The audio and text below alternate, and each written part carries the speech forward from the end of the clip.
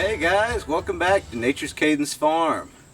Today we're going to be working on our Case 1494 David Brown tractor, and I've got a wheel bearing here that's loose and causing it to really wobble a lot. Here, I'll show you. See if you can see how this.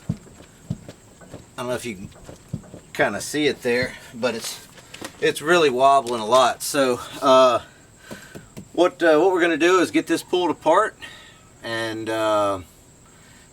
torque down this nut that's in here. We're going to re-grease everything on the front end. We'll go ahead and check the other side too, but you'll see how this side is done here. Now that I got it jacked up, you can kind of see how much movement it actually has. So first thing we're going to do is we're going to pop this cap off right here and get started with that. Alright, got 13 millimeters, 3 of them on here. Just going to see if we can get this in a good position to pop that loose. No problem there. These aren't on there very tight, which you can kind of see the grease was maybe leaking out of there a little bit. Get that straight. There we go. No problem there. But, thank you guys so much for watching. We really appreciate, you know, the likes and the subscribes. So if you get a chance there, hop down there and check out the subscribe button. So let's see if we can. Oh yeah. Oh, that thing is way loose. So should be a. I'm gonna go get a rag, and we're gonna clean some of this grease out of here. It's well greased. Looks like there's a cotter pin buried in there somewhere, and like a castle nut, and oh yeah, that's way loose. So we'll end up pulling this cotter pin out. Hopefully you can see that. Once you have the cap off, you'll need to dig in here and get this cotter pin loosened up. There we go. Hopefully that other side isn't bent. Also, you didn't. Whoever put it in here might have done that too. Oh yeah. And it definitely didn't need that. Alright, looks like we're going to need a screwdriver also. So I got this front one bent down straight. Now this back one is bent backwards. That's excessive. I mean, it's like it was on a roller coaster or something and somebody thought it was going to just fall apart. But anyways, here we go. We got that. That's coming around. So a method to get out a tight cotter pin is to put your needle nose through there once it's through, and then you can. I'm not hitting very hard on the needle nose. I'm just. There we go. Ugh. Finally got that out of there. Alright, so here comes the next part of torquing the nut down. So inside of here you'll see this nut, and this nut gets torqued down to 90 foot-pounds and then backed off to loose and then retightened to 30 foot-pounds.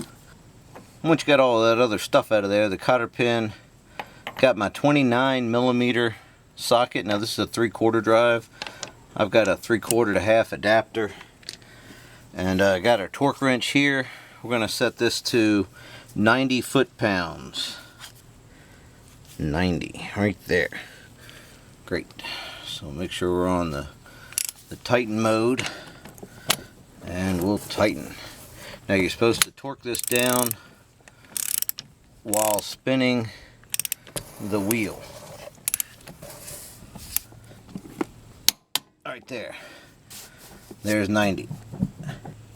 Alright, once you've got it torqued down to 90, like we've got it, and then you take and you reverse it and loosen it up and retighten it to 30. So I'm going to take my torque wrench, back it up to 30. There's 30, and we retorque it to 30.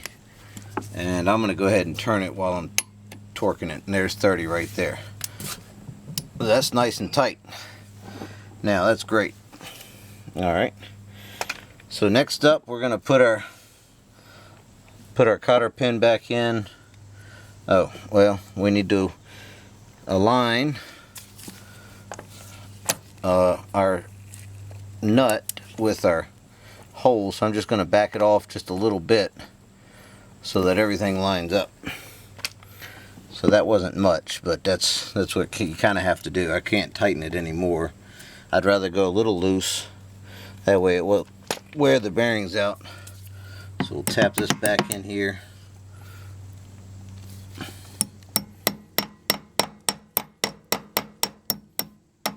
Just like that. That'll keep the nut from backing off. Alright, we've got our cotter pin installed. Nuts torqued down. Wheel looks pretty good. We're just going to put this cap on back where it was. Making sure we're nice and tight up against everything. Looks like I got a little something rocking right there. I don't know if that's it might be that cotter pin. Let's drive that in a little closer.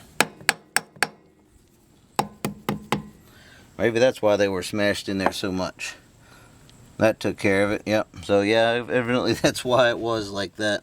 Was because the way the cap went back on there. So I'm just gonna.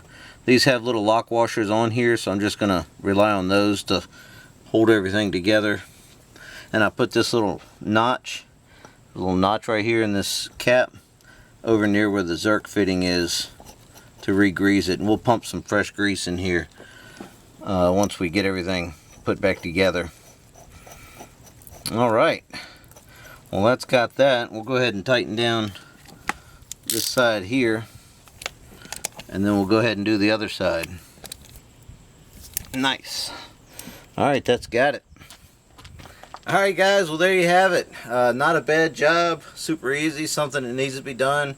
I'll have to look in the service intervals in the operator's manual to let you know how many hours this is supposed to be done. 100 hours, 200 hours, I'm not sure. But I'll put it down below there. And if I think about it, I'll put a link to the operator's manual that I found also online down below. That was a nice resource also for service intervals and fluid change things and how much capacities to put in your engine, transmission, finals, all that good stuff. So anyways, thanks for watching guys, and if you have any information on this tractor, I'd love to hear about it. I know a little bit about it, what I found on the internet, but if you know a whole lot more, I'd love to know. Maybe make a video for me, that'd be awesome. And shoot me a comment down there or something, let me know when you get one up or something, that'd be awesome. Anyways, thanks for watching guys, and we'll see you next time.